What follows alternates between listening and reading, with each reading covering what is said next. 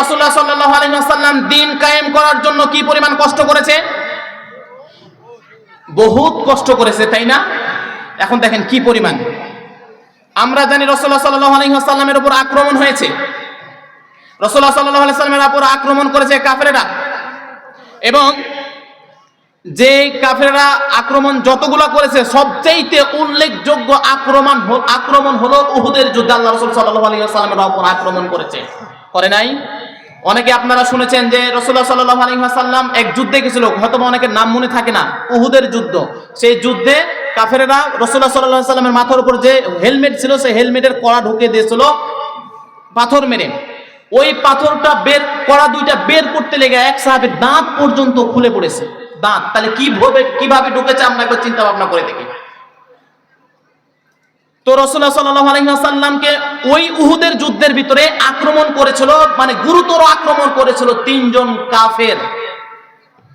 একজনের কাফের নাম হলো আব্দুল্লাহ ইবনে কমিয়া, আর একজন কাফেরের নাম হলো আব্দুল্লাহ ইবনে শিহাব আজ-জুহরি, তিন নম্বর কাফেরের নাম হলো উতবা ইবনে আবি ওয়াক্কাস।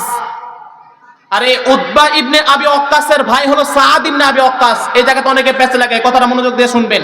সাদ ইবনে আবি ওয়াক্কাস, উতবা ইবনে ওয়াক্কাস, এরা দুই ভাই। এক ভাই ঈমানের পক্ষে, আর এক ভাই কি কাফেরদের পক্ষে। তো সাদ রাদিয়াল্লাহু তাআলা আনহু যখন শুনতে পেল যে আমার ভাই আমার প্রিয় নবীর উপর আক্রমণ করেছে, তখন সাদ রাদিয়াল্লাহু তাআলা আনহুর ভূমিকা কি ছিল? তখন সাদ রাদিয়াল্লাহু তাআলা আনহুর ভূমিকা এটা ছিল না যে আমার আপন ভাই আমি নীরবতা পালন করি।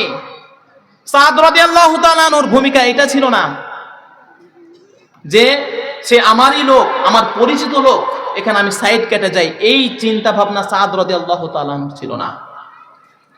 সাদ রাদিয়াল্লাহু তাআলা আনহু যখন শুনতে পেল যে আমার ভাই আমার নবীর উপর আক্রমণ করেছে, সাদ রাদিয়াল্লাহু তাআলা আনহু বলে, খোদার কসম খেয়ে বলতেছি, সেই দিন আমি আমার ভাইকে হত্যা করার জন্য যেই পরিমাণ পাগল পারা হয়েছিলাম, দুনিয়ার আর কোনো মানুষকে হত্যা করার জন্য পাগল পারা হয় নাই। সম্মানিত মুসলমানেরা কেরাম, আল্লাহ রাসূল সাল্লাল্লাহু আলাইহি ওয়াসাল্লামকে আক্রমণ করার জন্য সাহাবায়ে কেরাম সহ্য করতে পারে নাই, কিন্তু আজকে আমাদের সামনে আমাদের নবীকে নিয়ে যে অপমান করা হয়, আমার নবীর চরিত্র নিয়ে যে কথা বলা হয়, আমি আর আপনি যদি সহ্য করতে পারি তাহলে আমি আর আপনি ওই কুলাঙ্গারের মতো।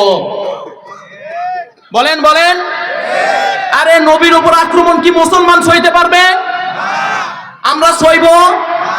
আমার নবীর উপর যদি কোনোভাবে আক্রমণ আসে আমরা কি সহ্য করব? কোনোভাবেই আমরা সহ্য করব না। সম্মানিত উপস্থিতি, খারাপ লাগতেছে?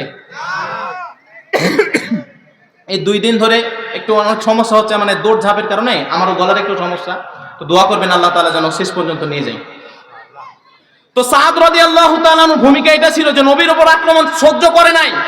তো আমরা মুসলমানদের ঈমানি চেতনা হবে, যদি কোনো মুসলমান হোক, ইহুদি খ্রিস্টান হোক, যেই হোক, আমার নবীর ইজ্জত নিয়ে টানাটানি করে, আমার নবীর ইজ্জত নিয়ে কথাবার্তা বলে, তাহলে আমরা আমাদের ঈমানি দাবি হলো, আমাদের মুসলমানদের দাবি হলো আমরা তাকে হত্যা করব। হত্যা করা ওয়াজিব, হত্যা করা ওয়াজিব। আল্লাহ, কারণ এই মর্মে একটা কথা আছে, মান সাব্বা নাবিয়ান ফাকতুলুহু, যেই ব্যক্তি আমার নবীর ইজ্জতের উপর কথা বলবে তাকে হত্যা করা ওয়াজিব। এখানে জায়েজ আসে নাই, বা করলে হলো, মানে করলেন, না করলেন এমনটা আসে নাই। হত্যা করা ওয়াজিব আপনার, এটা ঈমানি চেতনা। আর যদি এই চেতনা আপনার ভিতরে না আসে তাহলে আপনি হেডা যেটা বলছিলাম না, কুলাঙ্গার, এই কুলাঙ্গারের মতো আমি আর আপনি, আমার আপনার ভূমিকা।